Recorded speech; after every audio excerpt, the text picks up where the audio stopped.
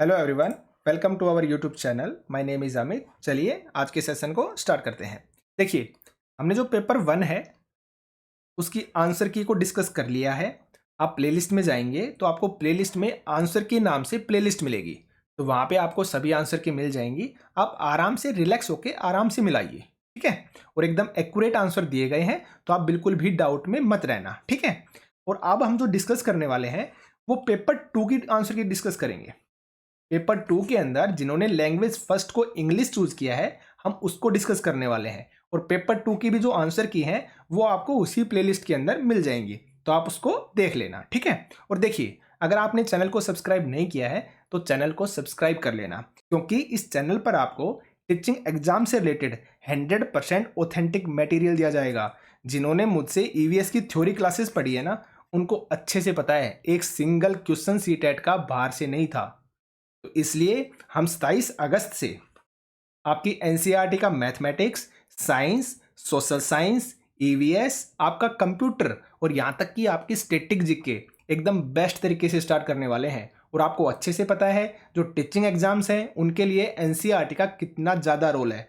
अभी जस्ट आपका CTET clear होगा, अभी जो आपका टीचिंग एग्जाम्स है जिसके अकॉर्डिंग आपको जॉब मिलेगी वो अभी बाकी हैं। और आपके बेसिक का क्लियर होना बहुत ही ज़्यादा इंपॉर्टेंट है, आप समझिए इस बात को।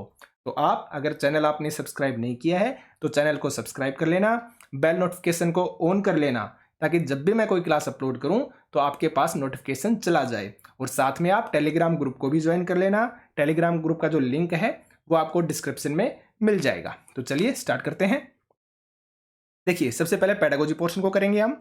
91 नंबर क्वेश्चन है, a teacher showed a movie with the captions to learners in class 7 या 6। The movie is based on one of the chapters in the text book. आपकी जो टेक्स्ट बुक है उसके ऊपर बेस्ड एक मूवी किनको दिखाई गई? आप लर्नर्स को यानी स्टूडेंट्स को दिखाई टीचर ने, ठीक है। The movie with captions on will encourage, इससे बच्चों में क्या एनकरेज होगा? तो देखिए आप, listening strategies, active viewing and motivating the student to use authentic language material. यही हो जाएगा आपका करेक्ट आंसर, यानी कि आंसर नंबर फर्स्ट, ठीक है। क्योंकि नॉर्मल सी बात है, ऑथेंटिक मटेरियल हो गया ना, आपकी टेक्स्ट बुक से रिलेटेड हो गया, तो यही होगा आपका करेक्ट आंसर। आगे देखते हैं। Read the following statement and choose the correct option. Assertion देखिए आप, a child in his early childhood stage, early childhood stage के बारे में बात हो रही है। यूजेज मोर वर्ब्स, वर्ब्स का ज्यादा यूज करता है, देन नाउन्स, नाउन्स का कम यूज करता है, and ignore the grammar rules. यानी कि देखिए, छोटा बच्चा है, अर्ली चाइल्डहुड स्टेज के अंदर है, तो नॉर्मल सी बात है ग्रामर रूल को तो इग्नोर करेगा, उसे पता ही नहीं है ग्रामर के रूल क्या होते हैं। और जो वर्ब्स हैं उनका ज्यादा यूज करता है, नाउन्स भी यूज नहीं करता। तो ये किस वजह से होता है? तो रीजन दे रखा है, दे लेक वोकेबलरी रेंज, क्योंकि जो उसका जो शब्द भंडार है ना, जो वोकेबलरी है ना, वो ज्यादा नहीं है, ये दिया गया है रीजन। तो आपका फर्स्ट भी करेक्ट है और आपका रीजन भी करेक्ट है। देखिए, सिर्फ और सिर्फ मैं डायरेक्ट आंसर बता दूंगा ना, आपके कंसेप्ट क्लियर नहीं होंगे। ये क्वेश्चन मान लिया अभी आपको डायरेक्ट आंसर ही चाहिए, लेकिन देखिए अगर आप समझेंगे ना तो आपको आगे भी बेनिफिट होगा। तो चीज़ों को अच्छे से एक्सप्लेन करके समझना जरूरी है, वरना मैं भी बता सकता हूँ ये क्वेश्चन हो गया इसका आंसर ये होगा, ये क्वेश्चन हो गया इसका आंसर ये होगा, उसका फायदा क्या होगा? तो आप आराम से रिलैक्स होकर आंसर की को देखिए और देन आप मिलाइए, और उसके बाद बार बार परेशान होने की जरूरत नहीं है, कभी कहीं से कभी कहीं से, ठीक है ना। एक बार आप आराम से इनको मिला लेना। तो देखिए यहां पर आपका करेक्ट आंसर क्या हो जाएगा? आंसर नंबर 4, यानी कि both A and R true and R is the correct explanation of A. आगे बढ़ते हैं। A child share her language classroom experience with her mother and says that sometimes we cover our eyes and the teacher asks us to pick up an object out of a bag. Then we have tried to describe it. It's really a good way to learn. यानी कि classroom में क्या हो रहा है, जो एक बच्चा है ना अपना क्लासरूम एक्सपीरियंस अपनी माँ को बता रहा है, और वो बता रहा है काफ़ी बार हमारी आंखें ना वो ढक दी जाती हैं, और टीचर क्या कहता है, हमें bag, out of the bag क्या निकालना है? एक ऑब्जेक्ट निकालना है, ठीक है। तो इससे क्या होगा, किस चीज को हम डिस्क्राइब कर रहे हैं? भाई नॉर्मल सी बात है, आंखें तो उसकी क्या हो गई, ढक गई। तो अब देखिए आप, I remember language well when I move, गलत है भाई, I remember language well when I hear it, क्योंकि आपकी आंखें ढकी हुई है, तो आप क्या करेंगे, आप सुनकर ही तो डिसाइड करेंगे ना। तो करेक्ट आंसर होगा आंसर नंबर 2, ठीक है। आगे बढ़ते हैं। Read the example of what A learner does and choose the strategy that matches the example. तो देखिए आप, if I don't know what something means I look it up, यानी कि नॉर्मल सी बात है, उसको पता नहीं है कि वो चीज़ क्या है, तो ऐसी सिचुएशन में आप क्या करते हैं, कंसल्टिंग रेफरेंस मटेरियल, हाँ हो सकता है आपका। यूजिंग अपॉर्चुनिटीज फॉर प्रैक्टिस, गलत है भाई। कंफ्यूज स्टेट ऑफ माइंड, ये तो बिल्कुल नहीं रखना है। फोकसिंग ऑन कोलोकेशंस, ये भी आपका नहीं होगा। करेक्ट आंसर होगा आंसर नंबर फर्स्ट, यानी कंसल्टिंग रेफरेंस मटेरियल। और देखिए, मैं आपको हमेशा बताता हूं, जब भी पेडागोजी करें ना आप, तो आप सभी ऑप्शंस को पढ़िए, क्योंकि आपको वहां पे बेस्ट चुनना होता है। आपको सभी ऑप्शन भी सही लग सकते हैं, लेकिन आपको चुनना पड़ेगा बेस्ट, ठीक है। तो इसलिए सभी आंसर आप पढ़ा कीजिए। आगे देखिए, a diagnostic test is use to assess, तो देखिए डायग्नोस्टिक टेस्ट का मतलब क्या होता है, आपके जो वीक और जो आपके स्ट्रॉन्ग पॉइंट है ना, उनको पता लगाने के लिए कि बच्चे में कहाँ पे कुछ कमी है, ताकि उसको सुधारा जा सके। तो वही आपका आंसर होगा। देखिए, learners ability to summarize the main point in text, गलत है भाई। Learners ability to recognize their own language mistake, ये भी आपका गलत है। And rank learners in order of achievement, गलत है भाई, बच्चों को रैंक थोड़ी ना करना है। Learners strong and weak points in language, ये होगा करेक्ट आंसर, ठीक है। आगे बढ़ते हैं। A proficiency test always assesses, तो देखिए आप, the level of language that learns have raised, यही होगा आपका करेक्ट आंसर। प्रोफिशिएंसी जो टेस्ट होता है, उसका मतलब यही होता है कि बच्चे ने किस लेवल तक अचीव कर लिया है, यही होगा आपका करेक्ट आंसर। आगे बढ़ते हैं। A teacher divided learners into groups, यानी कि लर्नर्स है उनको ग्रुप में डिवाइड कर देता है teacher, and ask them to do a quiz about elephant, elephant से रिलेटेड क्या दे रहा जा रहा है, उनको क्विज दिया जा रहा है। Before reading a story, story read करने से पहले, अबाउट देम, ठीक है। The objective of the teacher is to, teacher क्या करने की कोशिश कर रहा है, देखिए आप, generate interest in a topic, हाँ आपका हो सकता है। गिव पीयर फीडबैक, गलत है भाई। राइट ए टेक्स्ट रिव्यू, ये भी आपका गलत है। टेस्ट देयर मेमोरी, ये भी आपका गलत है। करेक्ट आंसर है आंसर नंबर फर्स्ट, यानी जो टीचर है वो उस टॉपिक के अंदर बच्चों का इंटरेस्ट क्रिएट कर रहा है, ठीक है। आगे बढ़ते हैं। In a language classroom student is disturbing the class, यानी कि जो स्टूडेंट है वो क्लास को डिस्टर्ब कर रहा है। To handle this disruptive student the teacher should, क्या करना चाहिए, first talk to the children to offer remedies, ये होगा आपका करेक्ट आंसर। टीचर क्या करेगा, बच्चे से बात करेगा और उसे क्या ऑफर करेगा, रेमेडीज, यानी कि उसकी जो समस्या है उसको सोल्व करने की कोशिश करेगा, यही होगा आपका करेक्ट आंसर। आगे बढ़ते हैं। When students brainstorm ideas, organize, draft, edit and revise their work, और ये सारी चीजें आपकी प्रॉपर्टी होती हैं आपकी राइटिंग के अंदर, तो करेक्ट आंसर हो जाएगा आपका राइटिंग स्किल, ठीक है। आगे बढ़ते हैं। Read the following statement and choose the correct option. Assertion देखिए आप, reading and writing skills help in critical thinking and primary level, देखिए गलत है भैया। प्राइमरी लेवल के अंदर बच्चे के अंदर क्रिटिकल थिंकिंग तो होती नहीं है, ठीक है ना, तो ये आपका गलत हो जाएगा। क्रिटिकल थिंकिंग इज ए सब skill of reading and writing, ये होगा आपका करेक्ट, यानी कि आपका आंसर कौन सा हो जाएगा, A is false and R is true, answer number 3। आगे देखते हैं। Language skills are best learned, कब सीखी जा सकती है language skills best, with the help of challenging and mechanical language drills, गलत है भाई। मैकेनिकल का मतलब होता है यांत्रिक, यानी कि चीजों को रटने की तरफ ध्यान दिया जा रहा है, ये आंसर नहीं होगा आपका। If the teacher focus on one skill at a time, ये भी आपका नहीं होगा। आगे देखिए। If they are dealt with an integrated manner, ये होगा आपका करेक्ट आंसर, आंसर नंबर 3। मैंने जब भी आपको पेडागोजी करवाई थी वहां पर भी मैंने बताया था, इंटीग्रेटेड तरीके से पढ़ने का मतलब है सभी चीजों को एक साथ लेकर चलना, जो लैंग्वेज है विभिन्न सब्जेक्ट की उनको एक साथ समझ कर चलना, ठीक है। तो यहां पर करेक्ट आंसर हो जाएगा आंसर नंबर 3। आगे देखते हैं। To assess whether students have understood how to use the narrative skills, narrative का मतलब क्या होता है, जो वर्णन करता होता है ना, जो चीजों का वर्णन करता है, जैसे कोई स्टोरी टेलिंग हो गया, अब कोई स्टोरी सुना रहा है तो उसको बोलते हैं narrative skill. A teacher should ask students to, देखिए, share an incident when they were surprise, हाँ आपका हो सकता है भाई। आगे देखिए। Circle the verb and adjective in the text, ये गलत है भाई, इसमें स्टोरी टेलिंग या नैरेटिव थोड़ी ना आएगा। Correct the mistake in the use of descriptive word, ये भी गलत है आपका। Read a story and answer comprehensive based question, ये भी गलत है। करेक्ट आंसर होगा आंसर नंबर फर्स्ट, यानी कि बच्चे ने जो देखा ना, जो इंसिडेंट उसके साथ हुआ, बच्चा उसको अपने शब्दों में कहेगा, तो यही हो जाएगा आपका करेक्ट आंसर, ठीक है। आगे देखिए।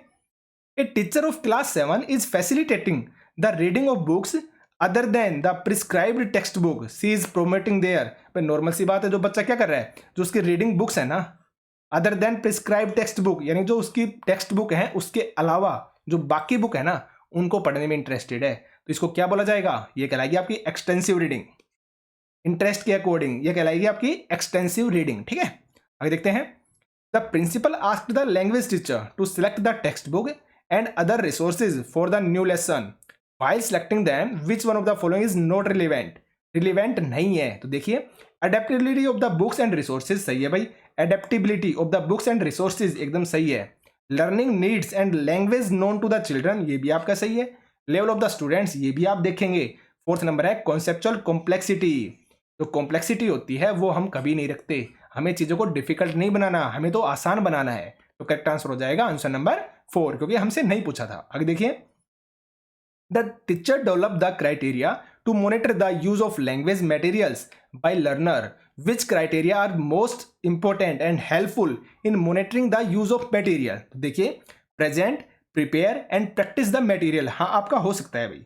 यूजेबिलिटी, यानी कि वो क्या हो, यूजेबिलिटी हो उसकी। Repetition and production of the utterance, ये भी आपका हो सकता है। लेकिन मेरे को रिपीटेशन की वजह से ये गलत लग रहा है, क्योंकि जब भी कोई रिपीटेशन में चीज आती है ना, तो आप बोरियत महसूस करने लग जाते हो, वो रटने के अंदर आ जाती है। तो इस क्वेश्चन के अंदर है कंफ्यूजन भाई, ठीक है। तो इसमें आप भी डाउट में लगा लेना, देखते हैं क्या होता है इसकी ऑफिशियल आंसर की में। आगे चलते हैं। अब आपके पैराग्राफ है, पैराग्राफ के मैं आपको डायरेक्ट आंसर बता रहा हूं, ठीक है। वो उसको मैं पढ़ चुका हूं आराम से, आप भी आराम से पढ़ चुके होंगे, तो डायरेक्ट आप आंसर को मिला लेना। Which of the following attribute is not associated with the lily, तो इसका जो आपका करेक्ट आंसर हो जाएगा answer number first, the red colour, ये नोट था भाई, ठीक है। आगे देखिए, read the following statement and choose the correct option. Assertion given है, the poet did not declare the lily as the queen of flower, reason दे रखा है the lily was pale coloured, तो इसका जो आपका करेक्ट आंसर हो जाएगा answer number first, A is true but R is not the only reason for it, ठीक है। आगे बढ़ते हैं। साइकिस garden accord with the sounds of a dispute between the supporters of the lily and the rose, answer number 4. Identify the rhyme scheme in lines 1 to 4. देखिए, rhyme scheme का मतलब पता क्या होता है? rhyme scheme का मतलब होता है इसके अंदर लास्ट के वर्ड देखे जाते हैं, यानी कि आपकी कहां पर लय बन रही है, आप ये मान के चलिए। तो आप देखिए यहाँ पर फ्लोवर है, अगर इसको मैं ए नाम देता हूं तो फ्लोवर की तरह पावर में भी सेम रीम आ रही है ना, तो इसको क्या नाम दे देंगे आप, ए दे देंगे। यहाँ पर क्वीन देखिए और बीन देखिए, दोनों सेम सेम से हैं, तो यहां पर इसको क्या देंगे आप, बी बी, तो आंसर हो जाएगा ए डबल बी ए। देखिए कहां पर है आपका A double B A, answer number 3। आगे देखते हैं। Identify the poetic devices in line 1 and line 10, तो 1 और 10 के अंदर देखेंगे तो आपका आंसर होगा आंसर नंबर 4, यानी कि एलिट्रेशन एंड सिमिली। आगे देखिए, complete the word analogy, delicious है, इसका इनवाइटिंग दिया गया है, तो जो स्ट्राइफ है, स्ट्राइफ का हो जाएगा आपका कन्फ्लिक्ट, ठीक है, कन्फ्लिक्ट। आगे बढ़ते हैं। नेक्स्ट आपका पैराग्राफ है, इस पर बेस्ड क्वेश्चन को देखिए आप। रीड द फॉलोइंग सेंटेंसेस, इसका जो आपका करेक्ट आंसर हो जाएगा A and B are incorrect और सी इज करेक्ट, आप मिला लेना इसको, ठीक है। A and B are incorrect and C is correct. आगे बढ़ते हैं। Why is not easy to predict the needs of the society, इसका जो आपका करेक्ट आंसर क्या होगा, आंसर नंबर 3 है, the needs of the employ and economy are changing at a fast pace, यानी कि आंसर नंबर 3, ठीक है। आगे चलते हैं भाई। A job seeker who likes challenges should keep his head down. This means he should, देखिए, avoid troublesome situation, answer number 3, ठीक है। आगे बढ़ते हैं। What advice does the writer not give employment seekers in para 3, तो para 3 के बारे में बात हो रही है, तो यहां पर जो आपका करेक्ट आंसर होगा answer number first, to be dejected by rejection, to be dejected दे रखा है, और ये आपसे आगे पूछा भी जाएगा, वहां पर देखेंगे हम, ठीक है। आगे बढ़ते हैं। Identify the underlined words part of speech in the following sentences.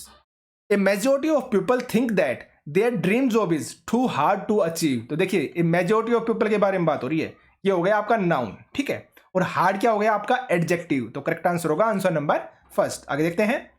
Job seekers feel limited by the choices they made at college, तो द अंडरलाइन फ्रेज मीन्स, यानी कि फील लिमिटेड का मतलब आपको बताना है, तो फील लिमिटेड का मतलब यहां पर हो गया जब आप किसी चीज को क्या हो जाए, बंध जाए किसी चीज के अंदर, कोई चीज करने से आपको रोका जाए, आपके हाथ में कोई चीज ना हो, तो यहां पर जो आपका करेक्ट आंसर होगा answer number 2, to feel constraint, ठीक है। आगे बढ़ते हैं।